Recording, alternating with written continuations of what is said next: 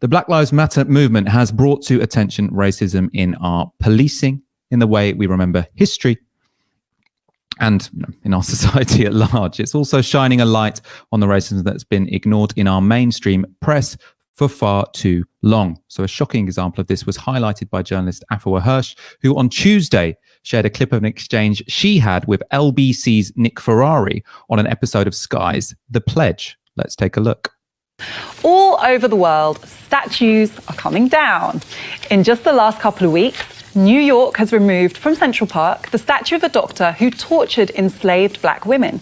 India has brought down Lenin, and Canadians have defaced statues of Queen Victoria. In Britain, Bristol has agreed to rename its famous music hall, removing the name of Edward Colston, one of the nation's most prolific slave traders. Now it's time to take a long, hard look at other hugely problematic figures we continue to glorify, such as Horatio Nelson, Cecil Rhodes, and yes, Winston Churchill. I'm not saying we should necessarily bring them down. Take a deep breath, everyone. But all options should be on the table. As the global movement to re-question our so-called heroes shows, the thing that's clear is this. Doing nothing, burying our heads in the sand, and hoping this debate will go away is simply no longer an option. Hi, Nick. Afua, I really like you, but I wonder if I can remind you of some words you wrote concerning Britain. Please do. Britain. We have moved on from this era no more than the US from its slavery and segregationist past. The difference is that America is now in the midst of a frenzied debate on what to do about it, whereas Britain, in our inertia, arrogance and intellectual laziness, is not. I don't write that bad, do I? Well, you could have been a bit snappier, but I won't worry about subbing it.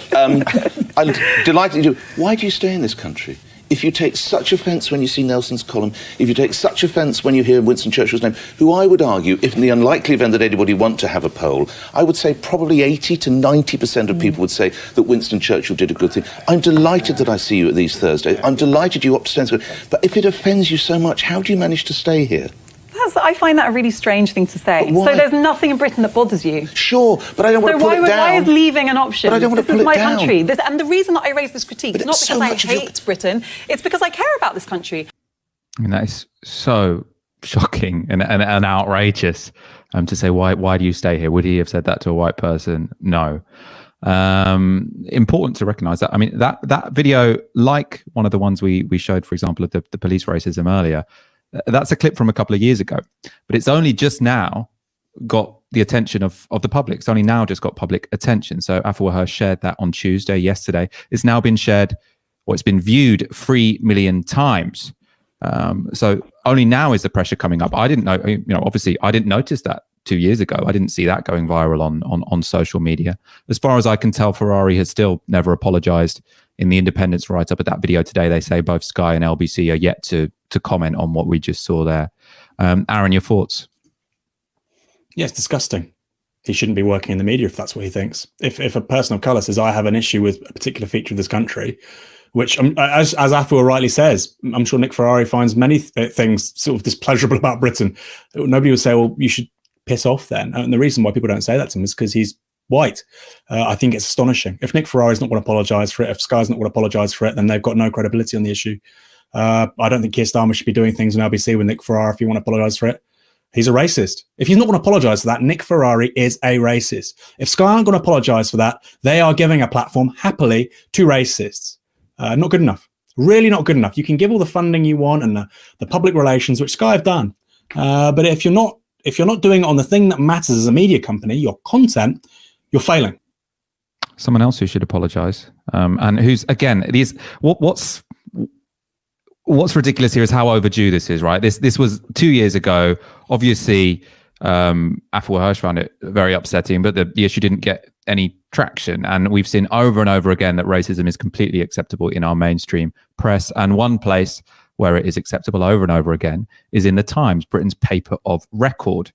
So in Monday's Times, this isn't something that's just been unearthed. This was this week.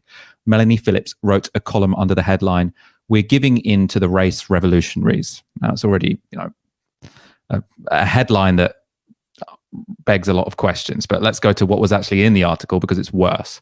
Can we get up this quote? So, yet, having been inculcated with the unchallenged belief that they are victims of white society, black people believe that any disadvantage they may suffer is not the result of bad luck, circumstances beyond anyone's control, or perish the fort, their own behavior, but must be the product of white racism. So that's Melanie Phillips, regular columnist at the Times, in Britain's paper of record, right after a Black Lives Matter movement, which is putting racial justice, at the top of the political agenda. And she thinks it's acceptable, and the Times thinks it's acceptable. I think I think we should focus on the institutions, not the individuals, because I don't think Melanie Phillips would mind if you called her racist. But, the paper of record should be held to higher standards, right? And this idea, she's saying that black people believe that any disadvantage they may suffer is not the result of bad luck, circumstances beyond anyone's control, or perish the fort, their own behavior. So she's basically saying all black people think they're victims of racism, when actually the reason they have disadvantages in society is because they didn't bother to work hard enough. There were some changes to it. So the Times did realize that they probably had crossed a line here, but they were really minor. So where it originally said black people believe that any disadvantage they may suffer is not the result of bad luck or their own behavior, et cetera, it's changed to too many black people believe that. So the concession they've made is that instead of saying all black people, they're saying too many black people have this sort of victim complex where they think that any misfortune is because of racism, which obviously is dismissing the fact that racism is significant in this country. And they removed perish the fort, presumably because they thought it was just too dismissive and awful. The Times also had a leader today that was basically, a commentary on the statues. And I was sort of expecting them to say, let's be careful about figures like Winston Churchill who have complex histories, et cetera. But no, they decided to do an outright defense of basically slavery and colonialism, saying at the time everyone thought it was fine. So we shouldn't judge people by today's standards. So they were basically saying that people like Rhodes, they should stay up because everyone thought at the time colonialism was spreading civilization. So who are we to judge? Aaron, what do you make of that Phillips comment piece? And I suppose, what the Times deems to be acceptable. Obviously a Murdoch-owned paper, like he's someone who's used to publishing, out and out awful racism, but that's supposed to be, an establishment, middle-class intellectual outlet. Well, she's not alone. If you think of the Sunday Times, Rod Liddell, there's a range of sort of figures like this, Giles Corran.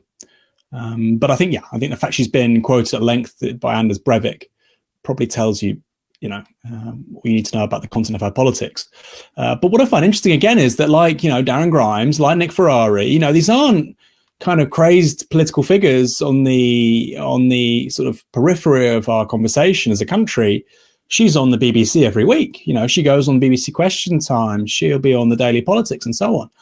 And again, she's a really racist lady. She was the lady that coined the term Londonistan, I think in the mid-2000s. She will quite actively say that Muslims aren't welcome in Europe. She says it probably a bit more explicitly than Douglas Murray. So she's got views which I wouldn't really say fit in a sort of a free democratic society. But she seems to be fine. She seems to be immune from any criticism. And what's interesting is she wrote for the Times. She wrote for, I think she still writes the Jewish Chronicle. These are publications which have called out racism in the Labour Party. Some people will agree on whether or not. I would say that their level of criticism is inadequate to the scale of the problem. People can disagree about that. But surely we can all agree that somebody who says this shouldn't be writing for those very same publications really just stinks.